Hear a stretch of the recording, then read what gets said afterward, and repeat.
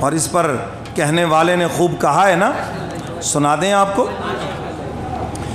جس بشر کو تیرا واسطہ مل گیا، اس بشر کو بالآخر خدا مل گیا.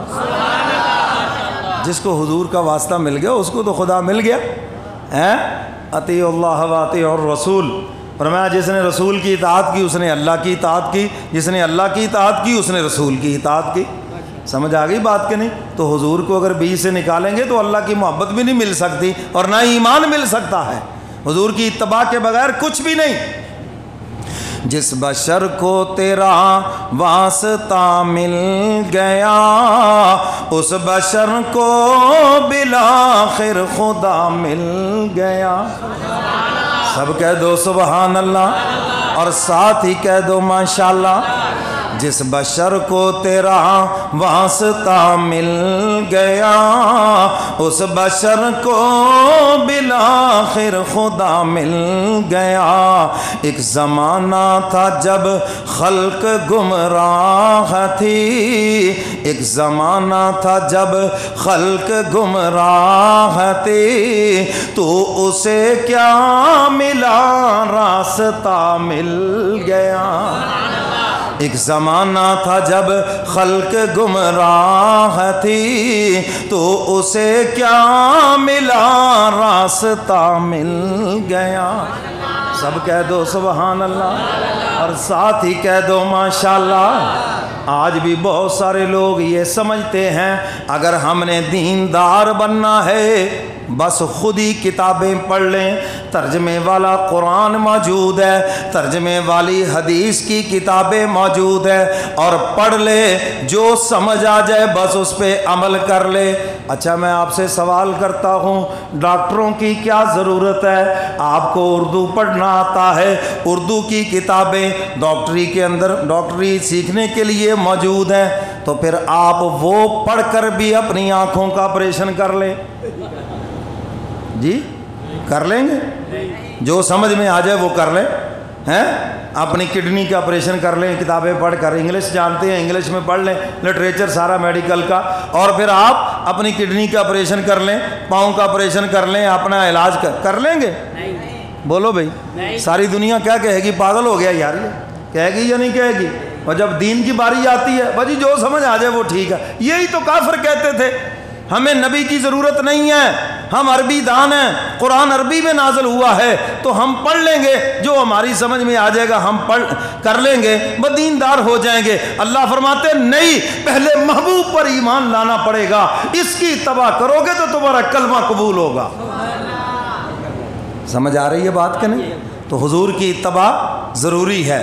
حضور علیہ السلام نے قرآن کن کے ہاتھوں میں دیا؟ صحابہ کے ہاتھ. کن کے ہاتھوں میں؟ تو صحابہ سے بھی پیار ضروری ہے، اور صحابہ دے کے گئے تابعین کو، تابعین پھر تبع تابعین کو، پھر ائمہ دین کو، اور یہ پھر سلسلہ چلتے چلتے آج کے دن تک پہنچ گیا. اور قرآن کریم نے حکم دے دیا فَاسْأَلُوا أَهْلَ الذِّكْرِ إِن كُنتُمْ لَا تَعْلَمُونَ. اگر تم علم دین نہیں جانتے تو علماء سے پوچھ لو، اہل علم سے پوچھ لو، ان سے پوچھ کر عمل کرو. قرآن کریم کا یہ حکم قیامت تک کے لیے ہے. کیوں جی بات سمجھ آ گئی کہ نہیں؟ یضل بہ کثیرا ویہدی بہ کثیرا. اللہ فرماتے بہت سارے لوگ قرآن کو پڑھ کر گمراہ ہوں گے اور بہت سارے لوگ قرآن پڑھ کر ہدایت پہ آئیں گے. قرآن گمراہی کی کتاب نہیں ہے، یہ تو ہدایت کی کتاب ہے. یہ پڑھنے والوں کا دل اپنا الٹا ہے، انہوں نے اس کا اپنا مطلب غلط نکالا، ترجمہ غلط نکالا، اور ضلوا فضلوا، خود بھی گمراہ اور جو ان کے پیچھے لگے وہ بھی گمراہ. ہمارے ہاں ہوتا کیا، جو آفیسر ریٹائرڈ ہو جائے نا، اب اس کو دینداری کا شوق ہو، وہ داڑھی رکھ لے گا اور 3-4 تفسیریں پڑھ کر قرآن کی ایک تفسیر لکھ دے گا. پھر اس کو درس قرآن کا شوق ہوگا. ساری عمر وہ رشوت بھی لیتا رہا، سارے الٹے سیدھے کام کرتا رہا. اب وہ سمجھتا ہے کہ شاید اس کا ازالہ یہ ہے. ارے اس کا ازالہ یہ نہیں ہے، جن سے رشوت لی ہے جا کے ان کو رشوت واپس کرو. جن کے گھر برباد کیے ہیں جاؤ جا کے یہ پیسہ ان کو واپس کرو. جو تم قوم کا مال کھا گئے، جو تم عوام کا مال کھا گئے، یہ مال جا کے انہیں واپس کرو. اس کا ازالہ یہ ہے. تو جی بات سمجھ آئی کہ نہیں؟ جس بشر کو تیرا واسطہ مل گیا، سبحان اللہ، ساتھ ہی کہہ دو ماشاء اللہ۔ اچھا زور میرا لگ رہا ہے، چپ آپ ہو رہے ہیں جی، اونچی کہو سبحان۔ جس بشر کو تیرا واسطہ مل گیا، اس بشر کو بالآخر خدا مل گیا، سبحان اللہ۔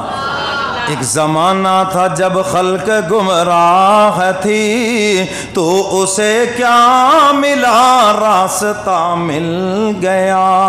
اور شاعر آگے کیا کہتا ہے؟ اور کیا وساطت سے تیری یہ قرآن ملا، ایک خزانہ ہمیں بے بہا مل گیا۔ ہم تو تھے بے خبر اپنی ہی ذات سے، ہم تو تھے بے خبر اپنی ہی ذات سے، تجھ سے پوچھا تو اپنا پتہ مل گیا۔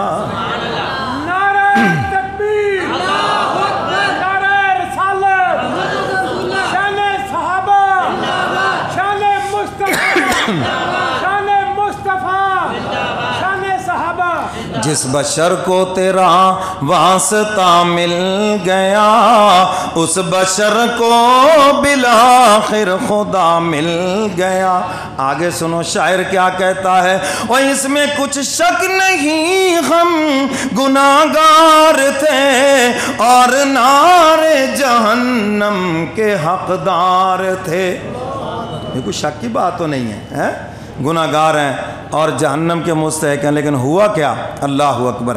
لیکن اللہ کا ہم پر یہ احسان ہوا، لیکن اللہ کا ہم پر یہ احسان ہوا، روز محشر تیرا آسرا مل گیا۔